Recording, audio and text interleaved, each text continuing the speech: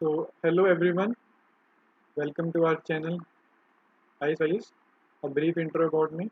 I'm from engineering background. This year I wrote mains with my history optional.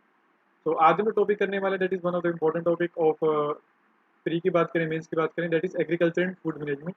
और मैं दिखा देता हूँ पहले आपको इसमें क्वेश्चन कैसे कैसे आते हैं देखिए. जैसे ये क्वेश्चन 2019 और 2020 का था. The economic cost of the economic cost of food grain to be food corporation India is in minimum support price and bonus is pay to farmer plus. अब ऐसे क्वेश्चन मान लीजिए कुछ भी नहीं पता तो इसमें मैं आपको बताऊंगा जो मैंने ऑब्जर्वेशन देखा है काफी एग्जाम में जहाँ पर हमें दो टर्म्स सिमिलर मिल रहे हैं तो मैं सोचूंगा समझूंगा इनमें से एक आंसर होगा मुझे रिस्क लेना पड़ेगा ऐसा करके. अब इसमें देखिए अब इसके बाद के and distribution cost and charges for godown. तो ज़्यादा बड़ा इनकम पासिंग स्टेटमेंट कौन सा है डिस्ट्रीब्यूशन कॉस्ट. तो बेसिकली डिस्ट्रीब्यूशन कॉस्ट में वेयर हाउस का कॉस्ट आ जाएगा जिसमें गोडाउन का आ जाएगा ट्रांसपोर्टेशन का कॉस्ट आ जाएगा. तो वो सारे इसके अंदर कवर हो जाएंगे राइट. तो उस हिसाब से मैं इसका सी करूँगा which is right answer also. अब सेकंड क्वेश्चन देखते हैं कंसीडर द फॉलोइंग ऐसे करके 6-7 आइटम दे रखे थे बोलते थे cabinet committee on economic affair has announce the MSP of which of the above. वो पूछ रहा जाता है कि बेसिकली एमएसपी कितने टर्म्स का दे रहा है. अब इसमें से आप देखिए ऑड वन आउट देखिए जैसे मान लिया आर के नेट नहीं पता लेकिन इतना देखिए जो कॉफी है कॉफी थोड़ा लग्जरियस प्रोडक्ट है राइट. और जो एमएसपी जनरली उन टर्म्स पे जाते हैं जो हमारी फूड सिक्योरिटी के लिए इंपॉर्टेंट है जो हमारी हेल्थ सिक्योरिटी के लिए इंपॉर्टेंट है. Coffee is not one of that species. अगर मैं देखूँ एमएसपी का जितना मुझे इमेज का ध्यान था तो अगर आप कॉफी यानी 3 को काटेंगे तो देखिए आपका ए कट गया आपका सी ऑप्शन कट गया आपका डी कट गया आपका आंसर आ जाएगा राइट. यस. और नेक्स्ट सिंपल क्वेश्चन देखिए बोलते हैं the commission for agriculture cost and price recommend CACP जिसको बोलते हैं शॉर्ट फॉर्म में recommends the support price for 32 crore. अब ये जनरली आप देख लीजिए कि 9 आउट ऑफ 10 टाइम ऐसा देखा गया है मेजोरिटी कि जो यूपीएससी है वो डाटा ऐसा डाटा कोई दे वो गलत देता है जनरली. तो आप इसको टाल सकते हैं. वैसे पता होना चाहिए आई विल टेल यू कितनी के लिए देता है ये हमें जनरल नॉलेज होनी चाहिए अगर हम तैयारी कर रहे हैं बेसिक प्री मैटर. लेकिन उसके अलावा मान लीजिए कोई ऐसा स्टेटमेंट आ गया आपने कभी सुना ही नहीं लेकिन उसमें कोई डाटा दे रखा है कुछ कुछ करके. जैसे क्वेश्चन था पीवीटीजी में 75 ट्राइब्स इंक्लूडेड है तो वो डाटा अब वो देखिए डाटा वो गलत था हमारा नहीं वो सॉरी वो डाटा सही था उसमें एक डाटा था कितने स्टेट्स के अंदर है. तो वैसा वाला देखिए अब पीवीटीज कितने आप याद रखिए 75 पीवीटीज है हमारी कंट्री में राइट. और ये कौन सी कमीशन के बाद इनका जिक्र आया था वो मुझे बताइए आप. तो again majority of the time अगर हमें नहीं पता ब्लफ खेलना हमें तो हमें रिस्क लेना अगर हमें तो आप डाटा को रॉन्ग ही दीजिए आपको फायदा ही देगा. फिर नेक्स्ट है the union ministry of consumer affair food and public distribution has launch the national food security mission. तो ऐसा करके आप इसका आंसर निकाल सकते थे. वेट में शायद आवाज़ चेक कर आ रही है नहीं. जी तो आवाज़ सही काम कर रही है. तो जी मैंने बताया आपको कि मिनिस्ट्री अधिकतर टाइम ऐसा होता है डाटा गलत देता है यूपीएससी. और जो मिनिस्ट्री है देखिए the union ministry of consumer affair food and public distribution has launched the national food security mission. Most of the time देखेंगे कि मिनिस्ट्री भी यूपीएससी गलत ही देता है अपने ऑप्शन में. तो उस हिसाब से इसका आंसर डी हो जाएगा. अब मैं आपको ये नहीं बोल रहा कि आप इसी प्रकार से क्वेश्चन कीजिए. ये वो बातें हैं जो मैंने काफ़ी समय के अपने पीवे पे एनालिसिस अपने जो फ्रेंड्स के साथ किया उनके हिसाब से मैंने ये चीज़ ऑब्जर्व करके निकाली. मैं ये नहीं बोल रहा कि आप विदाउट प्रिपरेशन करके बैठ जाओ ऐसे काटा पीटी शुरू कर दी. नहीं वो मैं कभी भी प्रमोट नहीं करता. नॉलेज को आप सुप्रीम रखें नॉलेज को प्राइम देखें.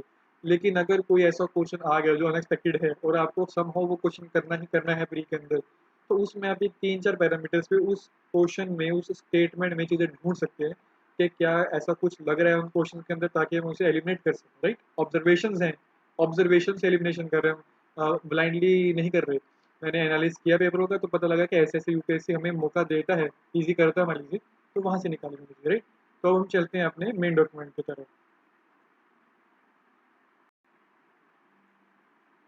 तो ये रहा हमारा डॉक्यूमेंट इकोनॉमिक सर्वे का चैप्टर नंबर 7 की है आज हम स्टडी करने वाले. इसका नाम है एग्रीकल्चर एंड फूड मैनेजमेंट. मैं इसमें आपको लाइन टू लाइन नहीं कराऊंगा डिस्क्लेमर दे दूँ इसमें फैक्ट्स डाटा रखने की जरूरत नहीं है. We just have to be generally aware about the thing which is happening in our surrounding और इन आर कंट्री. जो इकोनॉमिक सर्वे ने हमारे लिए ढूंढ को ऑलरेडी दे दी तो राइट. तो जो मैंने हाईलाइट पार्ट किया मुझे फोकस करेंगे मेजोरिटी टाइम जो एक्स्ट्रा एडिशन होगा वो मैं कर दूंगा आप इसकी चिंता मत कीजिए. तो पहले हम एग्रीकल्चर की बात करते हैं तो बोलते हैं जो सेक्टर है that is the largest employer of work force. इसमें इसमें ग्रोथ देखा गया. इसके जो भी सेक्टर जैसे लाइफ स्टॉक की बात करें डेयरी की बात करें फिशेस की बात करें जो एलाइड सेक्टर है उनमें भी ग्रोथ देखा गया है. उसके अलावा अभी देखिए the need for sustainable agriculture through water conservation से होगा इन इरीगेशन नेचुरल फार्मिंग और need to promote research and development to improve productivity. तो ये मेंस में आपके लिए ऐसी चीज़ें इंपॉर्टेंट हो सकती हैं मेंस में कि अगर हम इस पे डायग्राम बना दें ऐसे 3 डायग्राम बना दें सर्कल बना के बोल दें ये हमारे एग्रीकल्चर की फेवरेट है तो ऐसा हो सकता है. तो it also discuss that minimum support price MSP policy being used to promote the crop diversification. अगर स्टेटमेंट ऐसा आ जाए कि MSP is being used to promote crop diversification तो हाँ जी हाँ वो बिल्कुल सही स्टेटमेंट होगा. तो दो सर बोल रहे हैं. और उसके अलावा एक बहुत अच्छा जो आया था जो सिचुएशन असेसमेंट सर्वे है जो एनएसओ करता है हमारा, वेट शायद ये हैंग हो रहा है मेरा पीछे। तो जो एनएसओ करके ऑर्गेनाइजेशन है हमारा मोस्टली का, तो वो एक सर्वे करता है जिसका नाम है सैंपल, जिसका नाम है सिचुएशन असेसमेंट सर्वे। तो इस असेसमेंट सर्वे की क्या मेजर फाइंडिंग है वो भी हम कवर करेंगे इसके अंदर। चलिए आगे चलते हैं। इसके अलावा अगर हम बात करें इंट्रोडक्शन की, तो agriculture allied sector grew at a positive growth rate, right. ऐसा पूछ लिया कि उनका ग्रोथ रेट नेगेटिव था, तो ये नहीं, पॉजिटिव ग्रोथ रेट 3.6% का था इन 2020 में। जिसके कारण क्या पाया गया, तो गुड मानसून कारण पाया गया था, और जो वेरियस गवर्नमेंट मेजर्स गवर्नमेंट ने लिए पिछले साल, जिसमें कि इनहेंस क्रेडिट अवेलेबिलिटी है, इंप्रूव इन्वेस्टमेंट है, मार्केट फैसिलिटीज को इंप्रूव किया। जिसका एग्जांपल अगर बात करें, जो जो एपीएमसी है उनको उन्होंने एग्रीकल्चर इंफ्रास्ट्रक्चर फंड के लिए एलिजिबल कर दिया। आगे आने वाले में पढ़ेंगे, लेकिन जस्ट आपको ग्लिम्स दे रहा हूँ। उसके अलावा फिर सरकार ने प्रमोट किया इंफ्रास्ट्रक्चर डेवलपमेंट के, agriculture sector and increase the provision of quality sector, जिसमें आप किसान रेल का एग्जांपल लिख सकते हैं। जो किसान रेल है, फिर जो किसान उड़ान करके स्कीम आई है, उसमें भी इनका बेनिफिट दे सकते हैं। अभी देखिए डायग्राम दे रखा है, the growth of agriculture in elect sector. तो देखिए 17-16 में 6.8 था, 6.6 था, 2.6 था, 4.6 था। एक आपको मैं एडिशनल ले दूं कि जो भी इकोनॉमिक्स जो इकोनॉमिक्स के जितने भी हमारे पैरामीटर पड़े थे, तो वो उनका कांस्टेंट रहना बहुत ही कम चांस होता है, राइट। जिसमें आज अगर सुना जाए, it has consistently grown, the growth of agriculture let's say consistently decline consistently, तो वो आप गलत हो। क्योंकि देखिए जब भी ग्रोथ की बात करें, तो ग्रोथ कभी भी इतने बड़े फैक्टर इंप्लीमेंट, इतने सारे फैक्टर्स इम्पैक्ट करते हैं, तो वो कभी यूनिवर्सल कांस्टेंट रह ही नहीं सकता कि सीधा गिरे या सीधा बढ़े, वो नहीं, उसकी पॉसिबिलिटी बहुत कम है, वो हमेशा फ्लक्चुएटिंग रहेगा। फिर उसके बाद जो हमारी मेजर फाइंडिंग देखिए, अब ये देखिए जैसे ग्रोस वैल्यू की बात करें एग्रीकल्चर में, तो ये इस एग्जाम्पल दे लीजिए, percentage share of GVA of agriculture. Gross value क्या है कि कितना पिछले साल से इस साल में कितना वैल्यूडेशन किया, बेस ईयर से उसने कितना वैल्यूडेशन किया। उसका डाटा देखिए, तो देखिए वो भी फ्लक्चुएटिंग है। मैंने इसलिए आपको दिखाया था कि इकोनॉमिक्स में तकरीबन सारे फ्लक्चुएटिंग ही रहते हैं ग्राफ, ना तो कंसिस्टेंटली ग्रो ना भी कंसिस्टेंटली होता है। डाटा है, डाटा हमें इतना याद करने की जरूरत नहीं है। अगर आपको लगे डाटा इंपॉर्टेंट, तो आप उसी से एक बार ग्लिम्स लेके देख लीजिए, राइट। आई डोंट थिंक कि डाटा इतना इंपॉर्टेंट होगा हमारे लिए। आगे बढ़ते हैं। सेम फिर इन्होंने ये डाटा दे रखा है, डाटा हमारे लिए इतना इंपॉर्टेंट नहीं। अब ये देखिए investment in agriculture sector like sector. तो अगर इन्वेस्टमेंट की बात करें, तो इसमें investment is a critical to growth of sector. किसी भी सेक्टर की बात करें, इन्वेस्टमेंट के लिए इंपॉर्टेंट है। लेकिन जो जीवी हमने देखा ऊपर, जीवी का जो ग्राफ था फ्लक्चुएटिंग पाया गया था। अब उसमें ये पाया गया कि तो जो पब्लिक इन्वेस्टमेंट है, that has remained stable between 2 to 3% of year. अगर ये पैसे स्टेटमेंट डाल दे कि जो पब्लिक इन्वेस्टमेंट है एग्रीकल्चर और एलाइड सेक्टर में, क्या वो कांस्टेंट रहा है, रिमेन स्टेबल रहा है, तो जी हाँ, वो रिमेन स्टेबल रहा है बिटवीन 2 to 3%। लेकिन जो प्राइवेट इन्वेस्टमेंट है वो काफ़ी फ्लक्चुएट पाया गया इसके अंदर।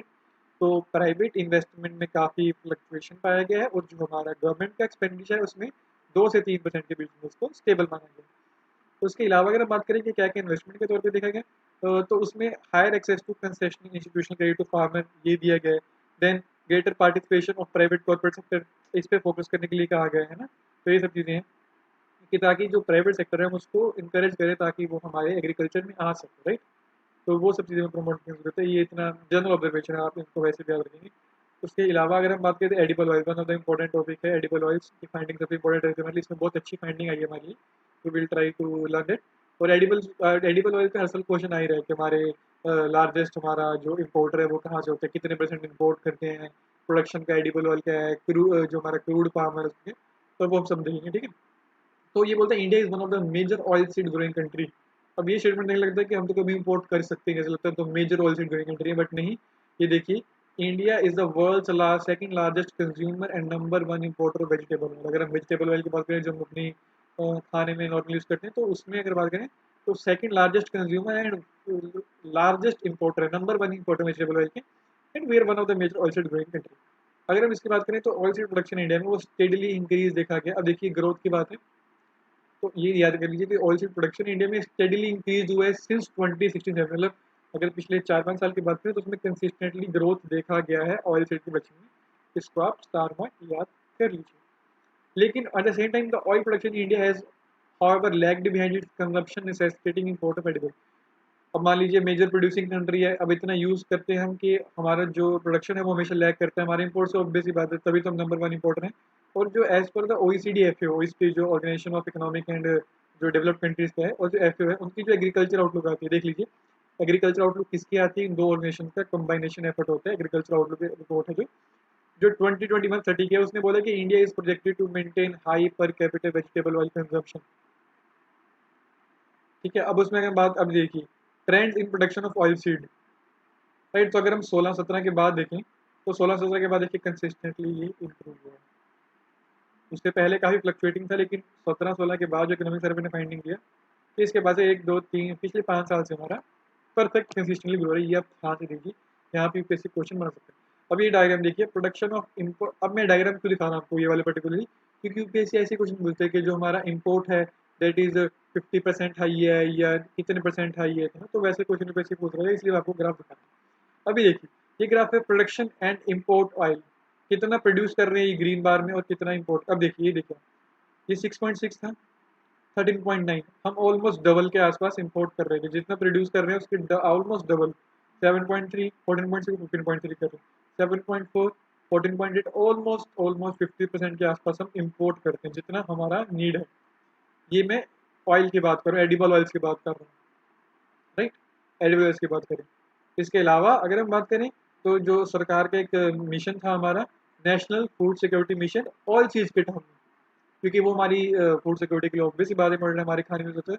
फ्रॉम 20 इसको ऑल डिस्ट्रिक्ट्स ऑफ इंडिया में चलाया गया था, राइट, और एक सेंट्रल स्पॉन्सर्ड स्कीम थी, तो ये हमारे लिए इंपॉर्टेंट था।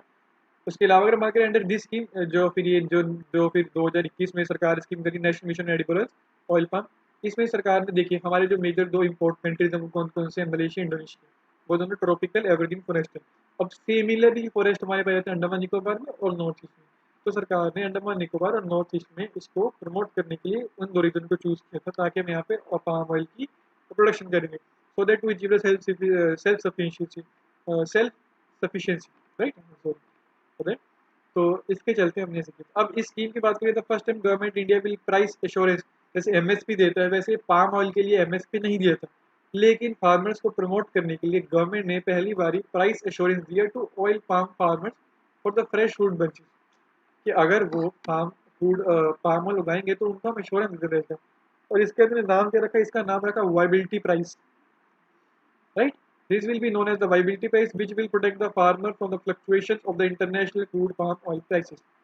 और अगर हम बात करें तो जो क्रूड पाम ऑयल है उसका 98% अभी भी इम्पोर्ट, 98% का हम इम्पोर्ट करते हैं। यूपीएससी स्टेटमेंट में बोलेगा कि 95 के प्लस हम इम्पोर्ट करते हैं, जी हाँ, वो बिल्कुल सही होगा, क्योंकि हम 98% का हम इसको इम्पोर्ट करते हैं। तो ये तो मेजरली, जब देखिए क्रूड की बात करें तो प्रोडक्शन और इम्पोर्ट की बात है। अब देखिए प्रोड्यूस कितना कर रहे हैं, 1.7, 1.98, 2.3, 2.2, 2.7, और इम्पोर्ट कितना कर रहे हैं, 88.7। तो खुद आप कैलकुलेशन करेंगे तो आपको समझ आ जाएगा 98% हमारा इम्पोर्ट वाला है, कि डॉट वाला इम्पोर्ट है, इंडिया की वजह से। फिर हम शुगर सेक्टर की बात करें तो country second largest agro based industry है शुगर इंडस्ट्री हमारी, आफ्टर नेक्स्ट टू कॉटन। और India is the largest consumer and second largest producer of sugar in the world. आप इन डाटा पे रिलाई कर सकते हैं। ये शुगर की बात करें, शुगर केन की बात नहीं कर रहे, शुगर की बात कर रहे हैं, ध्यान दीजिएगा इसमें। तो उसमें ऐसा सीन है हमारा, और over the years India has become a sugar surplus nation, obvious बात है, इतना अगर हम सेकंड लार्जेस्ट हैं तो देयर इज अ पॉसिबिलिटी। तो इसमें अगर हम बात करें तो जैसे नॉर्मल क्रॉप्स के लिए एमएसपी होता है, तो शुगर के लिए स्पेशली सरकार ने एफआरपी है, राइट। एफआरपी से पहले एसएमपी होगा था, स्टैट्यूटरी मिनिमम प्राइस, लेकिन 2009-10 के बाद जो एसेंशियल कमोडिटी एक्ट है उसमें अमेंडमेंट किया गया और एफआरपी का कंसेप्ट लाया गया। एफआरपी कंसेप्ट सेम एमएसपी की तरह है, बट जस्ट ये इन केस ऑफ शुगर के, राइट। डिटेल में पढ़ेंगे इसको, मैंने आपके लिए सेव कर रखा है उस डॉक्यूमेंट को। तो इसमें होता है कि there has been possible because of, अब कौन किस कारण से ये पॉसिबल हो पाया जो हमने ये अचीव किया, कि जो इंटरेस्ट है फार्मर का इन प्रोटेक्शन, जो इंटरेस्ट है फार्मर का उसको प्रोटेक्ट किया सरकार ने एफआरपी के तहत, which is fair and remunerative price, right. इसको हर साल हमारी सेंट्रल गवर्नमेंट अनाउंस करती है। अगेन वही जो हमारी वो है बड़ी कैबिनेट कमेटी जो इकोनॉमिक अफेयर्स की है, वो इसको अनाउंस करती है, लेकिन रिकमेंडेशन अगेन इसको सीएसीपी देते हैं। सीएसीपी रिकमेंड करता है सिमिलरली एमएसपी को भी, लेकिन जो अनाउंस करता है वो हमारी cabinet committee on economic affairs, जो प्राइम मिनिस्टर हेड करते हैं, राइट। तो उनके जो वो एफआरपी इशू करते हैं, उसके बाद जो स्टेट गवर्नमेंट्स हैं, स्टेट गवर्नमेंट उसके अलावा अपने स्टेट एडवाइस प्राइस भी इशू करते हैं फार्मर्स के लिए। और अगेन जो ये प्राइस है, ये वो प्राइस है जो शुगर मिल्स देंगी फार्मर्स को। जो एमएसपी है, एमएसपी क्या प्राइस है, एमएसपी प्राइस है जो सरकार देगी फार्मर को। सरकार फार्मर से जो प्रोक्योरमेंट करेगी, वीट या राइस एग्जाम्पल लें, तो उसमें जो पेमेंट होगी दैट इज एमएसपी। लेकिन जो एफआरपी शुगर मिल्स देती है फार्मर को। ये याद कीजिए, गवर्नमेंट नहीं देती फार्मर को, शुगर मिल्स इतने पे प्रोक्योर करती शुगर केन को फार्मर से, दैट इज एफआरपी। तो सिमिलरली एक स्टेट है, स्टेट अपना खुद का स्टेट एडवाइस प्राइस इशू करते हैं, लाइक एफआरपी सेंटर करते हैं, एसएपी स्टेट करते हैं। और जनरली ऐसा देखा गया कि जो एसएपी है स्टेट्स उसको एक लेवल हाई रखती है अपने एफआर की, राइट। अब हम सीधा आई आई गेस अब हम सीधा एमएसपी वाले पे चलते हैं जो इंपॉर्टेंट डॉक्यूमेंट है। Wait let me switch. जी, तो मैं इस पेज की बात करता हूँ, तो इसके लिए हम विकासपीडिया को फॉरवर्ड करेंगे, I think which is one of the important और ऑथेंटिक रिसोर्स। तो अगर एमएसपी की बात करें, मैंने आपके हाईलाइट कर दिया इस पे क्योंकि मेरा पेन नहीं चलेगा। तो एमएसपी, ये क्वेश्चन आया था, एमएसपी क्या होता है? The minimum support price are announced by government of India which is cabinet, जो एक फिर इकोनॉमिक अफेयर्स अथॉरिटी है, at the beginning of sowing season, not after sowing season, at the beginning of sowing season, ताकि farmer को assurance मिल जाए for certain crops के लिए, not all crops, certain crops on the basis of recommendation of CACP. CACP एक statutory body है जो हमारी मिनिस्टर ऑफ एग्रीकल्चर के अंडर आती है। तो उसकी बात करें तो मेजर ऑब्जेक्टिव है इसका, क्या है? The major objective is to support the farmer from the distress sale and procure food grain for food production. अब वैसे मान लीजिए मार्केट में किसान गया, वहाँ पे इतना मार्केट प्राइस के हिसाब से, जैसे मान लीजिए उसका जो क्वांटल का रेट बन रहा है वो बना 1200 के अराउंड, 1200 पर क्वांटल, और देखिए उसका जो कॉस्ट है तो वो काफ़ी हाई था। तो ऐसे तो फार्मर फिर कभी सपोर्ट ही नहीं करेगा, एग्रीकल्चर को एनकरेज ही नहीं करेगा, वो तो डिस्ट्रेस में चला जाएगा, डिस्ट्रेस सेलिंग कर देगा, 1000 की जगह 800 900 कर देगा, बोलेगा जितने का बेचे। लेकिन फार्मर ऐसा ना करे, उसको इससे प्रोटेक्ट करने के लिए सरकार कंसेप्ट लेके थी एमएसपी कि इतना तो आपको प्राइस मिलेगा ही मिलेगा अगर जब भी आप इसको सेल करने के लिए जाएंगे। अगर आपको नहीं मिलता then come to us, we will do open end procurement. और बता दूं एमएसपी के अंदर वीट एंड राइस की ओपन एंड प्रोक्योरमेंट होती है। By open end procurement what I mean कि जितना, अगर तो वो उस एलिजिबिलिटी क्राइटेरिया के अंदर फॉल करता है गवर्नमेंट की, तो अगर किसान आ रहा है देने सरकार को, तो सरकार को उसको प्रोक्योर करना पड़ेगा एफसीआई को। अगर उसका उससे कम में बिक रहा है मार्केट में, तो अगर तो एमएसपी से ज़्यादा मिल रहा है तो किसान खुश होकर वहाँ भेजे। लेकिन अगर अनफॉर्चुनेट नहीं मिल रहा, तो वो एफसीआई के पास आएगा, अपनी क्वालिटी एश्योरेंस देके उसको वहाँ पे उसको प्रोक्योरमेंट करना पड़ेगा एफसीआई को, mandatory open end procurement close. तो मेजर ऑब्जेक्टिव टू सपोर्ट, ये हमने डिस्टेंस सेलिंग का बता दिया। अब हिस्ट्री लाने हमारे लिए इंपॉर्टेंट है, ये इंपॉर्टेंट है कि डिटर्मिनेंट्स। अब देखिए एमएसपी पर हर साल क्वेश्चन आ रहा है, और एक डीप क्वेश्चन आ चुका था कौन कौन से क्रॉप्स इन्वॉल्व है। अब मुझे जो लगता है कि जो नेक्स्ट एक्सपेक्टेड क्वेश्चन है वो डिटर्मिनेंट्स ऑफ एमएसपी बन सकते हैं। जैसे वो देखा था ना हमने, पब्लिक प्रोक्योरमेंट प्लस क्या प्राइस है, तो उसी में सिमिलर क्वेश्चन नेक्स्ट आ सकता है। तो रिकमेंडेशन की अगर देखें एमएसपी, तो जब करते हैं अपना सीएसीपी जब रिकमेंड करता है तो वो किन किन डिटर्मिनेंट्स को रखता है, राइट। तो उसमें हमारे ये सारे के सारे जो दे रखे हैं यहाँ पे रेट, वेट मैं इनको हाईलाइट कर देता हूँ आपके लिए। अगेन चिंता मत कीजिए, मैं इनका लिंक्स डिस्क्रिप्शन बॉक्स में दे दूँगा ताकि आपको ईजी रहे, आप खुद भी जाके स्टडी कर सकें। तो cost of production, change in input price, input output parity price, trend in market. इसमें जो वन ऑफ द इम्पोर्टेंट मुझे लगा था that was international price situation. इसको भी सीएसीपी अपने रिकमेंडेशन में लेकर चलता है। तो ये जितने भी 10 से 11 हमारे इनको आप याद कर लीजिएगा, एक बार रीडिंग दे लीजिए ताकि आप ऑब्जर्व करके एलिमिनेट कर सकें। उसके अलावा जो कमीशन है वो माइक्रो लेवल पर भी डाटा इकट्ठा करता है, वो डिस्ट्रिक्ट से बात करता है, स्टेट से बात करता है, कंट्री लेवल पर डाटा इकट्ठा करता है, ये सब के तौर पर करता है। अगेन ये फिर पैरामीटर्स भी पूरी पढ़ लीजिएगा ताकि अगर कोई एब्सर्ड्स आए तो वो ये देखिए। जैसे ये देखे ना, कॉस्ट ऑफ मार्केटिंग जो यूपीएससी ने पूछा था, तो कॉस्ट ऑफ मार्केटिंग में स्टोरेज भी आ जाएगा, ट्रांसपोर्टेशन भी आ जाएगा, प्रोसेसिंग भी आ जाएगा, मार्केटिंग सर्विस, तो ये सब इंक्लूडेड थे उस डिस्ट्रीब्यूशन कॉस्ट के अंदर है। तो इस प्रकार से मैं बोलता हूँ कि अगर जो भी इंपॉर्टेंट है उसका कोफिशिएंट्स को एक बार पढ़ लीजिए, टेंशन फ्री रहेंगे। फिर अगर हम बात करें कि जो प्राइसिंग पॉलिसी है, फिर अब हम शुगर केन की बात करते हैं। तो शुगर केन का जो pricing policy, it is govern by the statutory provision of sugar cane order 1966 के शुगर केन ऑर्डर थे under the essential commodity act 1955। ये इंपॉर्टेंट हमारे लिए, एसेंशियल कमोडिटी एक्ट को भी हम करेंगे कवर आगे। तो इसके अंदर रहता है, तो इसको फिर 2009 में, जो मैंने बताया था 2009 में, इसको 2009 से पहले स्टेचुटरी मिनिमम प्राइस होता था, सेंट्रल गवर्नमेंट जो इशू करता था। लेकिन 2009 में अमेंडमेंट के बाद इसको कंसेप्ट लाया गया एफआरपी, राइट। और उसके अंदर अब देखिए क्या क्या फैक्टर्स इंक्लूड है, तो ये वाले फैक्टर्स हैं हमारे एफआरपी के लिए। अगेन ये हमारे लिए इंपॉर्टेंट है कि the cost production of sugar cane है, रिटर्न ग्रोअर ऑल्टरनेटिव क्रॉप है, अवेलेबिलिटी ऑफ शुगर के है to the consumer at fair price. कि जो शुगर है नॉट शुगर केन, कि उसका कंज्यूमर को फेयर प्राइस पे अवेलेबिलिटी मिले, वो भी इसके इंक्लूड है। प्राइस ऑफ शुगर वो भी इसके अंदर कवर हो जाएगा। तो ये ध्यान दीजिए, शुगर है नॉट शुगर केन, यहाँ पर जो फैक्टर्स की बात कर रहे हैं, राइट। तो ये हमने देख लिया। अगेन देखिए कि स्टेट आल्सो नाउ स्टेट जो अपने देते हैं। फिर ये क्रॉप्स कौन कौन से, तो ये देखिए वहाँ पे क्वेश्चन 32 था, 32 क्रॉप्स का रिकमेंड करते, लेकिन 32 का रिकमेंड नहीं करता, 22 क्रॉप्स का रिकमेंडेशन गवर्नमेंट अनाउंस करता है। नोट रिकमेंडेशन, गवर्नमेंट अनाउंस करता है एमएसपी 22 क्रॉप्स के लिए। और वो कौन कौन सी क्रॉप्स है, जिसमें से 14 क्रॉप्स हमारी खरीफ क्रॉप्स हैं, 8 हमारी रबी है, 2 हमारी अदर क्रॉप्स है। तो कौन कौन सी हैं? पैडी, वीट, बार्ले, ज्वार, बाजरा में। अगर आप इन्हें पढ़ेंगे तो आपको देखने लगेगा कि जो हमारी जनरल लाइफ में यूज करते हैं ना खाने में चीज़ें, वो सब चीज़ें यहाँ पे हैं। लाइक कॉफ़ी है, अभी कॉफ़ी नॉर्मली हम खाने में यूज़ नहीं करते, राइट। ये टी है, टी भी नहीं है यहाँ पे, तो वो पीने वाली चीज़ें नहीं है जनरली, ये मुझे पता था ऑब्जर्वेशन से, तो उस प्रकार से हम उसको ऑब्जर्वेशन से एलिमिनेट कर सकते हैं, राइट। तो ये आप सारे के सारे चीज़ें इंपॉर्टेंट है हमारी, राइट। तो हमने शुगर केन को देख लिया, ये आगे भी आना था हमारे डॉक्यूमेंट में, लेकिन हम यहीं कवर कर लिए, तुम्हारा वहाँ पे टाइम बच जाएगा। इसके अलावा मैं दिखा दूँ आपको फटाफट से, जो एसेंशियल कमोडिटी एक्ट है, मैंने इसमें मार्क कर लिया। एसेंशियल कमोडिटी इसमें अमेंडमेंट के 2020 में अमेंडमेंट किया गया था। तो अमेंडमेंट से इसने क्या किया, तो जो ये एक्ट है, this act empowered the central government to notify certain commodities such as food item, drugs, तो कोविड के चलते हुआ था, fertiliser and petroleum products as essential commodities. इन 4 कैटेगरीज के अंदर सरकार इनको अपना कमोडिटीज के अंदर डिक्लेयर कर सकती है। The central government can regulate and prohibit the production, okay. Central government regulate कर सकता है, प्रोहिबिट कर सकता है प्रोडक्शन, सप्लाई, डिस्ट्रीब्यूशन, ट्रेड। अब देखिए इसमें प्राइस नहीं है, प्राइस रेगुलेट नहीं कर रहा अभी। प्रोडक्शन है, सप्लाई है, distribution, trade of such essential commodity under the act.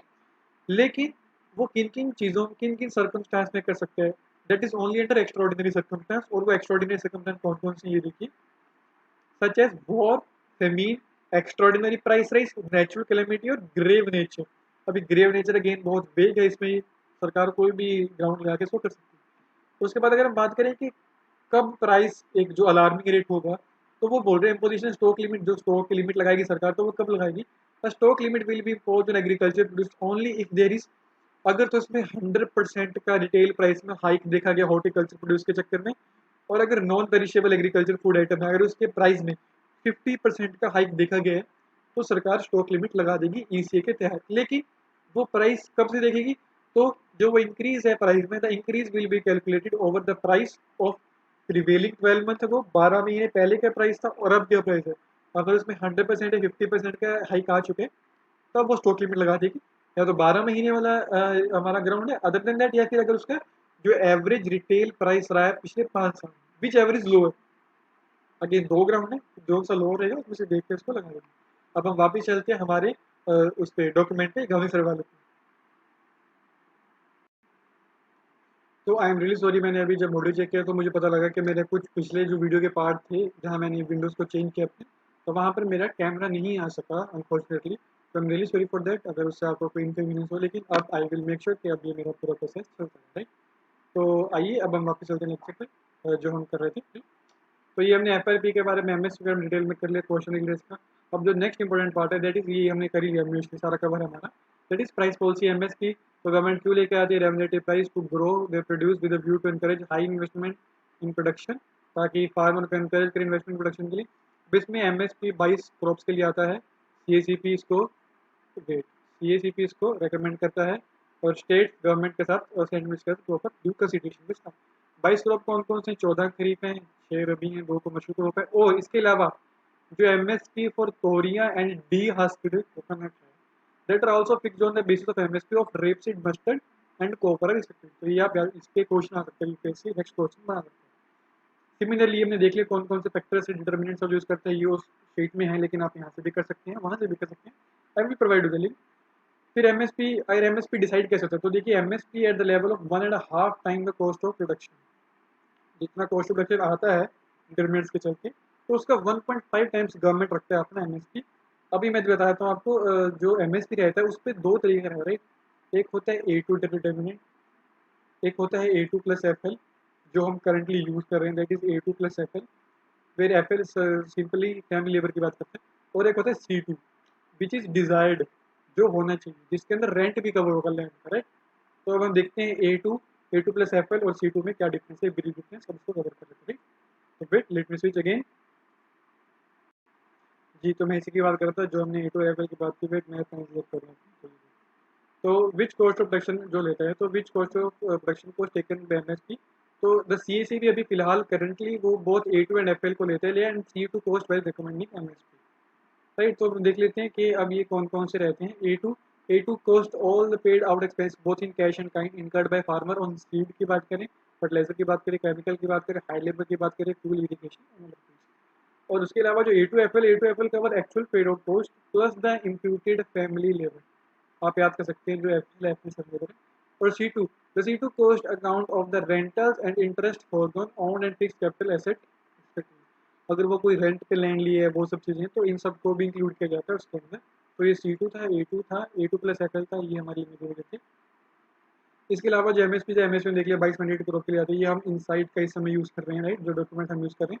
और ये इंपॉर्टेंट था कि जो Kerala has become the first state in country to fix the MSP for vegetables. हमने देखा फूड ग्रेन्स के लिए होता है, लेकिन एमएसपी के लिए केरला पहला स्टेट बना था करके, जिसने कैसा करके हमारी। इसके अलावा कुछ मान इतना खास इंपॉर्टेंट जो फाइंडिंग है वो नहीं है, क्योंकि और एफआर पे तो देख लिया कौन डिक्लेयर करता है, कितने डेज में डिलीवरी रहता है उसका, शुगर केन कंट्रोल एंड के अंदर रहते हैं, पेमेंट 14 डेज के अंदर करना होता है, वो सब चीज़ें इसके अंदर। इसके बाद ये देख सकते हैं शुगर केन, ऐसे क्वार्टर में पूछा था अभी पैसे तो ये पूछ सकते हैं। तो जो शुगर केन है टेम्परेचर 21 से 27 के बीच में चाहिए, हॉट एंड ह्यूमिड क्लाइमेट चाहिए, अराउंड 75 टू 100 सेंटीमीटर रेनफॉल चाहिए, soil type deep and rich loam में चाहिए। शुगर केन प्रोड्यूसिंग कौन कौन से, Uttar Pradesh, Maharashtra, Karnataka, Tamil Nadu. India is the second largest producer of sugar cane after Brazil, ये हमने ऊपर कर लिया।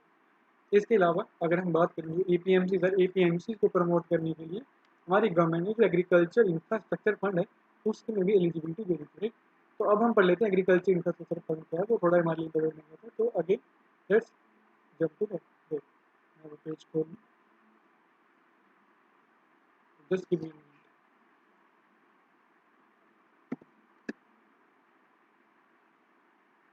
Somewhere it was.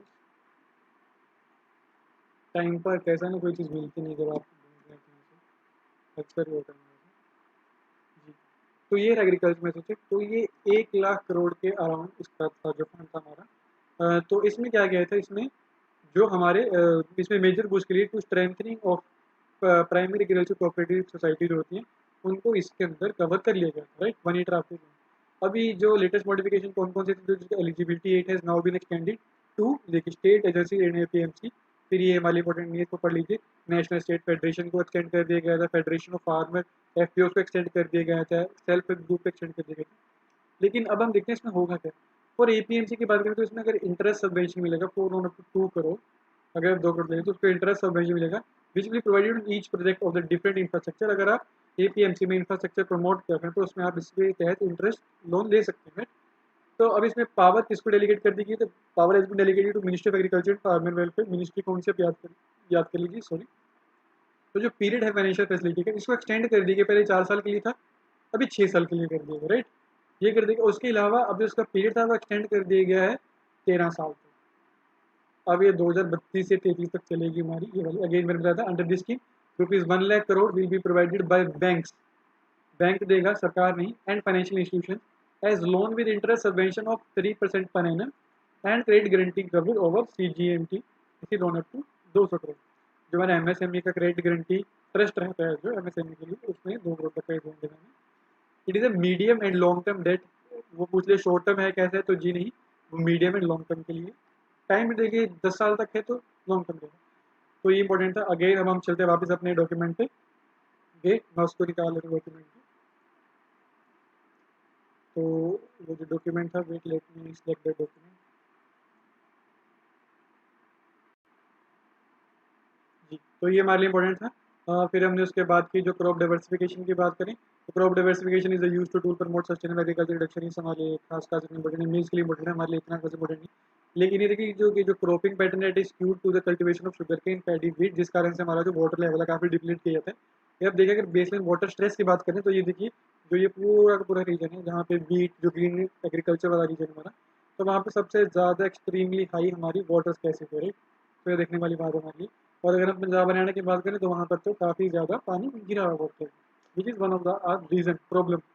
फिर हम एग्रीकल्चर क्रेडिट की बात करें तो ये इंपॉर्टेंट है, इसके लिए मैं दिखाता हूँ आपको जो एक इंपॉर्टेंट डॉक्यूमेंट हमें देखना था। विट लेट मी चूज इट, ये देखिए एग्रीकल्चर इंडेटनेस की बात करें, वही जो हमने किया था सिचुएशन असेसमेंट जो सर्वे था हमारा जो एनएसओ करता है, उसके चलते देखिए एग्रीकल्चर सिंपल फाइंडिंग है कि जो एग्रीकल्चर हाउस होल्ड की बात करें तो 50.2% एग्रीकल्चर हाउस होल्ड इंडेटेड है। उसमें से बात करें तो 25% जो हमारे लोन्स हैं वो प्रोफेशनल या मनी लेंडर से लिए गए, प्रोफेशनल मनी लेंडर या एग्रीकल्चर मनी लेंडर से लिए गए। और जो 57.5% लोन है वो हमारे एग्रीकल्चर पर्पस के लिए लिए गए, एग्रीकल्चर के पर्पस। और जो 70 अराउंड 70% जो आउटस्टैंडिंग लोन है that were taken from the institutional sources. अगर हम इंस्टीट्यूट सोर्स की बात करें, बैंक, कोऑपरेटिव, गवर्नमेंट की बात करें तो 70% लोन वहाँ से लिए गए, लेकिन 20.5% हमारा मनी लेंडर से लिया गया। और Andhra Pradesh is the highest average outstanding loan किसका है, वो आंध्र प्रदेश का। ये हमारे लिए इंपॉर्टेंट फाइंडिंग था। उसके अलावा हम वापस चलते हैं अपने डॉक्यूमेंट पे। वाटर एंड इरीगेशन की बात करें तो one of the critical input हमारा लिए यही है। और हाँ ये इंपॉर्टेंट है हमारे लिए, देखिए जो हमारा water is critical input for agriculture which accounts for about 80% of the current water use in country, ज़्यादा इंपॉर्टेंट है। अगर इसमें बात करें तो नेट इरीगेटेड एरिया कितने हैं, 49% हमारा नेट सोन एरिया का इरीगेटेड एरिया है, और उसमें से भी जो 40% है that is irrigated through canal system, और 60% हमारा ग्राउंड वाटर से इरीगेट होता है। इट इज़ वेरी इंपॉर्टेंट कि कैनाल से कितना है, कैनाल से है हमारा 40%, 60% है ग्राउंड वाटर से।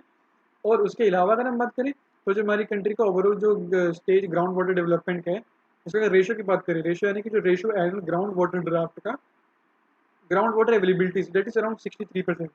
और कुछ जगहों पे तो हम जितना पानी उससे ज़्यादा यूज़ कर रहे हैं, तो वो हमारे लिए एक चिंता का विषय। ये मैंने आपके लिए ऐड किया था, आप यहाँ से भी देख सकते हो शुगर केन के डिटर्मिनेंट से। इसके अलावा हमारा इतना कुछ खास नहीं बचा, हमने मेजर टॉपिक सारे कवर कर लिए। एस एफ ए सी हमने कर लिया था। एस एफ ए सी में आपको बताता हूँ, जो एस एफ ए सी जो हमारा स्मॉल फार्मर एग्रीकल्चर कंसोर्टियम है, जो हमारा ई नैम को जो प्रमोट करता है पूरा का पूरा। तो ये देखिए, मैं उसके लिए आपको थोड़ा इसको हाईलाइट कर देता हूँ। Wait, let me deselect this region. तो जो ये आप देख पा रहे होंगे मेरे सामने, मैं आपके लिए जूम कर देता हूँ। वेट, मैं आपके लिए जूम कर देता हूँ। तो ये देखिए जो एस एफ ए सी है हमारा, S F A C is autonomous institution society के, किसके अंदर है, प्रमोट एग्रीकल्चर को कोऑपरेशन फार्मर वेलफेयर को प्रमोट करने के लिए। इसके जो प्रेसिडेंट हैं वो हमारे एग्रीकल्चर के मिनिस्टर रहते हैं, और जो सेक्रेटरी हैं एग्रीकल्चर मिनिस्ट्री के वो इसके वाइस प्रेसिडेंट रहते हैं, राइट। और ये जो एस एफ ए सी है इसको बनाया गया था, it is registered under society registration act 1860, 1994 में इसको बनाया गया था। जो एस एफ ए सी है इट हैज़ बीन आइडेंटिफाइड, ये देखिए जो यहाँ पे जहाँ मेरे कर्सर है, S F A C has been identified as a central procurement agency by government of India for price stabilisation of onion pulses under price stabilisation fund. ये हमारे काफी इंपॉर्टेंट है कि इसको सेंट्रल नोडल एजेंसी डिक्लेयर कर देंगे। And जो S F A see it is exclusive society focused on increasing income of small marginal farmer through aggregation development of agriculture. और जो हमारा ई नैम का पूरा सिस्टम है, इलेक्ट्रॉनिक्स नेशनल एग्रीकल्चर मार्केट है, उसको भी रेगुलेट नहीं करते। तो आई होप कि जो आज का हमारा ये लेक्चर है ये आपको पसंद आया। इसमें आई ट्राइड के जो मेजर मेजर चीज़ें हैं वो सारी हम कवर कर लें। तो अगर आपको अच्छा लगा प्लीज़ लेक्चर को शेयर कीजिएगा, लाइक कीजिएगा, चैनल को सब्सक्राइब कीजिएगा। अगर कोई भी स्टूडेंट अभी कॉलेज में अगर वो तैयारी करना चाहते हैं तो उनको ये चैनल ज़रूर रिकमेंड कीजिएगा, ताकि वो अपने कॉलेज के अंदर एक बेटर क्वालिटी की प्रिपरेशन कर सकें। जय हिंद, धन्यवाद यहाँ तक बने रहने के लिए, शुक्रिया।